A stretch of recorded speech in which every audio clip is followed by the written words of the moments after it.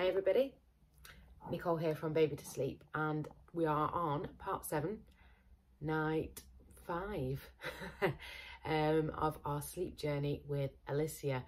So I'm going to give you a bit of an insight as to what happened last night. Things went back a little bit. It's not unusual. It can be very expected, but I'll tell you the reasons behind why I think things went the way they went. And I'm also going to talk to you a little bit about the use of a special teddy or a special comforter, and the roles that it can play in sleep. And I'm not just talking about this age with Alyssia, who's 22 months, but also with older children as well, because we had a little bit of an experience last night with Sophia, who's nearly 6, with her special teddies, and I'll come on to that as well. But it's useful to keep watching, because if you've got a little one who's suffering with any sorts of anxiety, or you're struggling to get bits of information out of them, or if they've just started school and you want to find out what they've actually done, and they don't talk to you, which is very normal, by the way, when you pick them up from school and you say, "What have you done today?" and they go, "Nothing." Very normal, or "I don't know." All very, very normal things. So I'm going to talk about how they can be really, really helpful as well, and help with any sort of worries and things. And I'm going to give you a little tip that if you ever get stuck with the questions I got last night as well, as to why can my teddy only talk to grown-ups and not to me. So I will come back to that in a bit. So what I'll do first off is I'll just quickly give you an overview as to what happened last night. It was not going to plan, but I decided we were going to go back to the bedtime feed. Everything was fine. She was definitely back to normal, and I wasn't worried about it. So I thought, right, we'll go back to the bedtime feed, because for me, that's the one that needs to be the last one to go.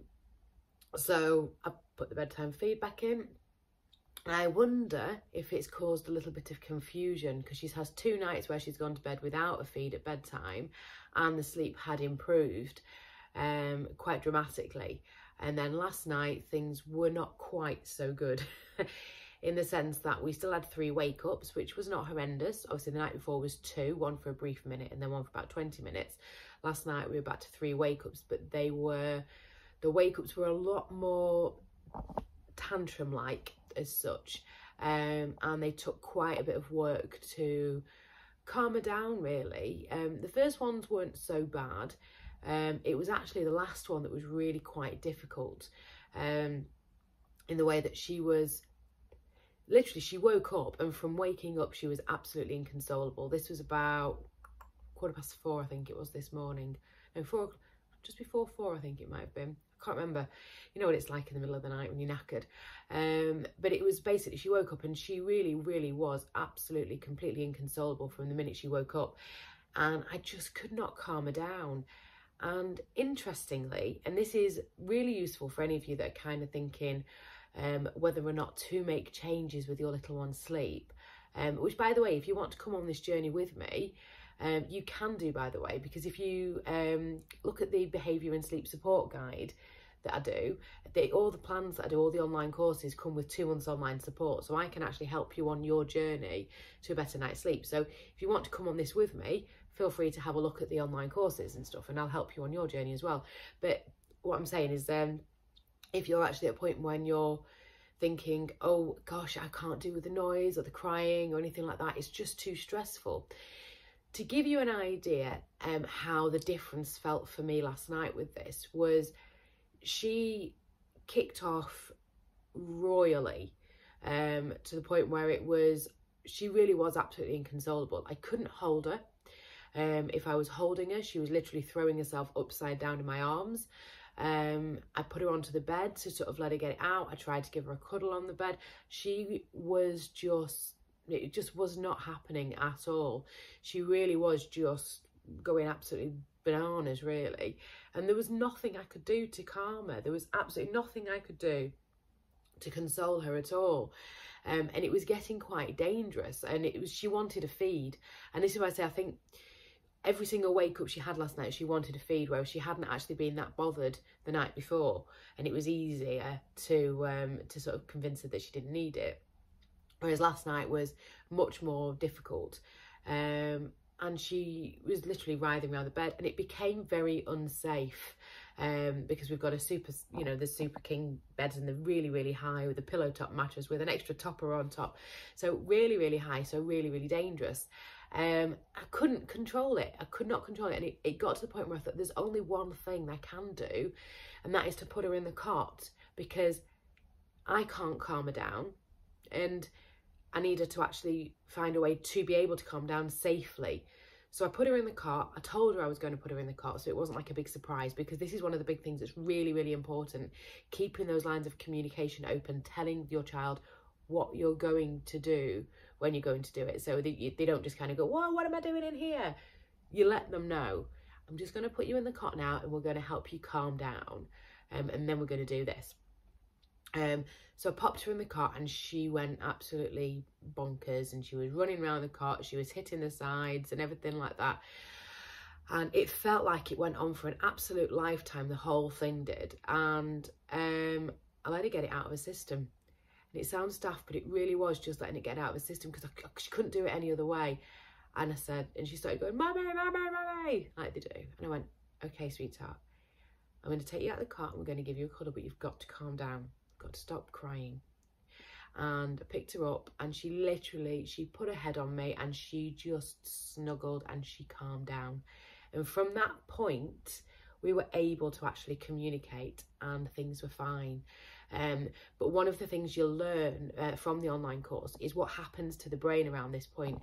And this is why I say it's really important sometimes, because where she was sitting when she was having this sort of tantrum as such, really, this complete and utter overwhelming meltdown, she was living in this downstairs part of the brain, which is that reptilian point. And we can't talk to our children, we can't communicate, they can't hear us when they're in this downstairs part of their brain. So we've got to find a way to be able to get them into the upstairs part of the brain, where we can actually start to communicate with them and they can hear us.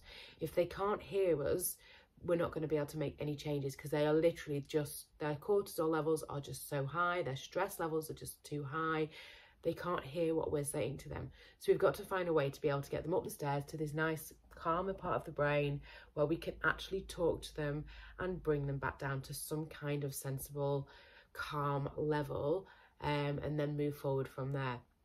So that's what this was about. So this wasn't me putting her in the cot to just cry. This was me kind of going, we've got to get this out of your system. You've got to burn it off. And what I'm going to do is, when I think that I've got the right time there, then I'm going to help you. I'm going to pick you up. We're responding to that, and I'm going to help calm you down. So the cortisol levels went up, and then I was able to help bring those cortisol levels down. And these are all parts of working towards self-regulation. Which is basically emotion, you know, controlling their emotions, learning to how to manage those emotions. And as parents, that's what we're supposed to do. We're supposed to help our children figure it out by teaching them and supporting them and helping them understand what it is that they're going through, and giving them tools to help calm down. So they don't just figure these things out. We've got to actually help them on that journey. So she did go back to sleep. But when I actually looked at the clock, what had felt like an absolute lifetime was 6 minutes. That was it. It was 6 minutes from waking up inconsolable to having her in my arms with her head on my shoulder. But it felt like a lifetime. And what would have happened previously is I would have spent the time going, shh, shh, shh, you can't make a noise, you're going to wake everybody up, please be quiet, please be quiet. And while this is going on, and you can probably tell just from me doing that, my heart rate then goes faster, my breathing then gets faster, I then become naturally more stressed. That stress then rubs off onto her, and you know what, the crying and the screaming tends to go on for longer, and then I get more stressed and I become more shouty, and actually, do you know what, we don't actually get anywhere. But because we've already started this journey, because we've already made the decision to say, if there is crying in the night, if there is screaming in the night, we've kind of buckled down and said, okay, we're accepting this for the time being. I was able to stay calm and say, this isn't going to last. It's okay, because I know what I need to do that's going to help respond to this and bring her down. We've just got to get to that point. And 6 minutes, that was it. Like I say, it felt like a lifetime, but if we hadn't made the changes that we have made, that would have actually gone on for an awful lot longer, and we would have both been much more stressed. So making these changes has actually been really, really positive in that way. So I'm not sure whether I've confused her with adding the feed back in. I'm going to keep the bedtime feed tonight and see how things go by keeping on with the whole communication and the behavioural strategies in helping her go to sleep without that feed, and see if she actually stops asking again. If it becomes a bit more of a problem and she's continuing to ask and it's becoming a problem, then I might actually look to actually stop the feeding full stop, because she obviously didn't need it and she was sleeping better. So we're going to just see how it goes. It's going to be a bit of trial and error and just see how that goes tonight. Now, I wanted to talk to you a little bit about a comforter and special teddies and things like this, because one of the ways that I'm actually able to calm Alyssia down, well, when she's in her downstairs part of the brain, this doesn't work. I've got to get her into her upstairs part of the brain for this to actually for this to work. But she has Minnie Mouse and she has her teddy. Minnie Mouse goes everywhere with her. She cannot sleep without Minnie Mouse. She goes to nursery and everything, but she won't go anywhere else. She's just there for sleep, because if Minnie goes missing, we are absolutely, there's nothing that can happen. Once she was sick on Minnie Mouse and she could not get back to sleep, and I had to literally wash Minnie Mouse in the middle of the night because she could not sleep without Minnie Mouse. It's that bad. And I can't get a spare because it was Sophia's old one from when she was little, and they don't make them anymore, which is great fun. But basically, what I use a lot of the time with her, because these are so special to her, so the teddy is one that Sophia bought for her when I was pregnant with her, and Minnie Mouse is one that she's connected with from being a baby. So these two are so special to her that she wants to look after them and she wants to protect them. So we always talk about giving Minnie cuddles, helping Minnie Mouse, and when she gets quite upset and she wants to go to bed, rather than it being, Mummy needs you to go to sleep now, it's, Minnie and my teddy really want to go to sleep and they need your help. Can you help Minnie and can you help Teddy go back to sleep, because they really need you? And it sounds daft, but that actually works. And she goes, okay. And then she gets into bed and she gives them big cuddles, and then they all go to sleep. And it's a really good way of transference, because then it's not about what we want as parents. It's not what about we need our child to do. It's our child feeling that they've got some kind of, not responsibility, but they've got a job to do as such. Do you know what I mean? They're looking after somebody else, like we look after them. They've got somebody to look after, and it's an incredible, it's really, really empowering for them, and it's lovely. But this is something that you can use going forward for years, and this is what we've always done with Sophia. So she's got special teddy, and this is how we ended up with special teddy from Alyssia, because I got Sophia's Ted when I was pregnant with her. On the day I found out I was having a girl, I got her this special teddy, and she doesn't sleep without it. She's also got Tiki from Ladybug, so she has to have Teddy and Tiki when she goes to bed.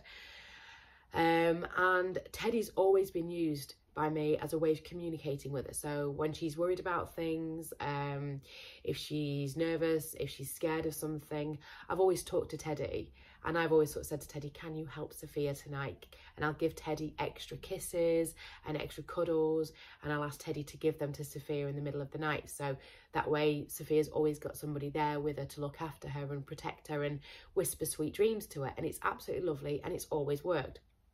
Anyway, last week she asked me why Teddy can't talk to her and can only talk to grown-ups, and at the time it was quite an easy one. I kind of says, oh well, sweetheart, I said, if Teddy could talk to you, if you could hear Teddy talking, I says, you'd never go to sleep because you two would just be chatting all night.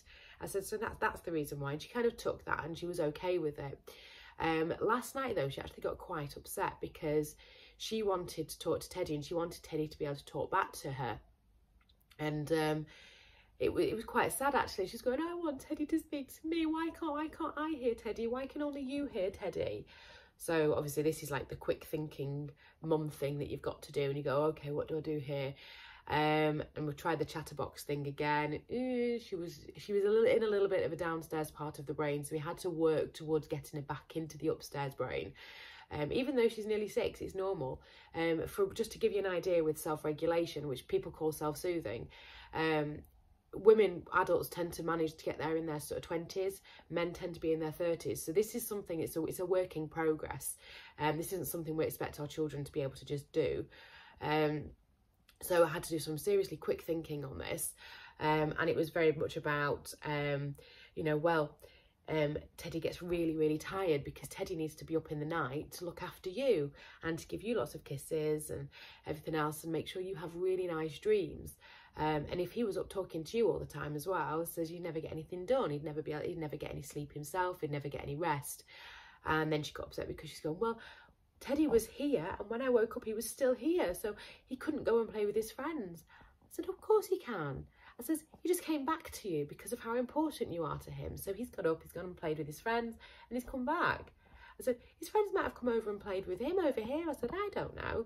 I says, you know, but what had really upset her is she wanted to tell Teddy all about her day. She wanted to talk to him about it. So I was able to sit there and I said, okay then.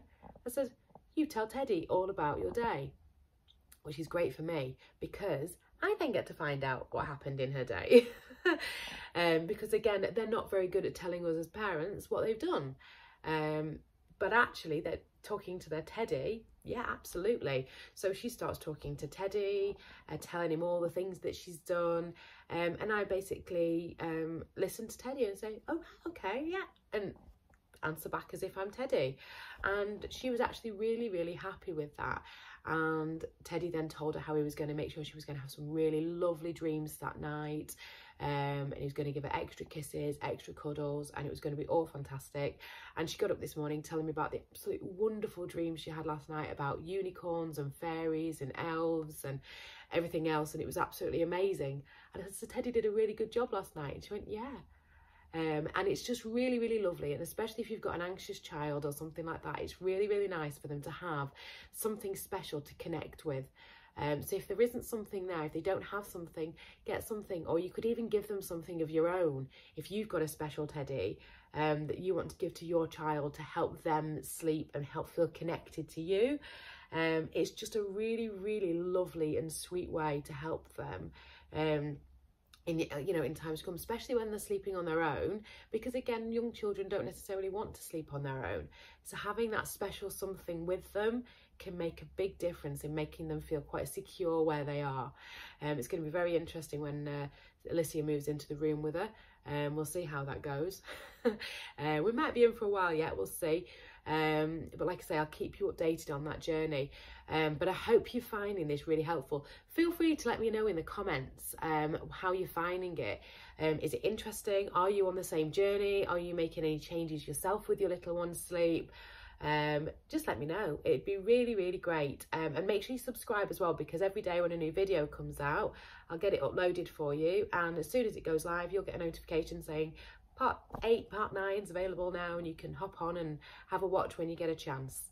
But I hope it's been helpful. And if you're struggling with your little one's sleep, you know where I am and I can help you on your journey as well. So it's babytosleep.co.uk. Right, I will see you tomorrow and let you know what happens tonight. I'll see you later. Bye.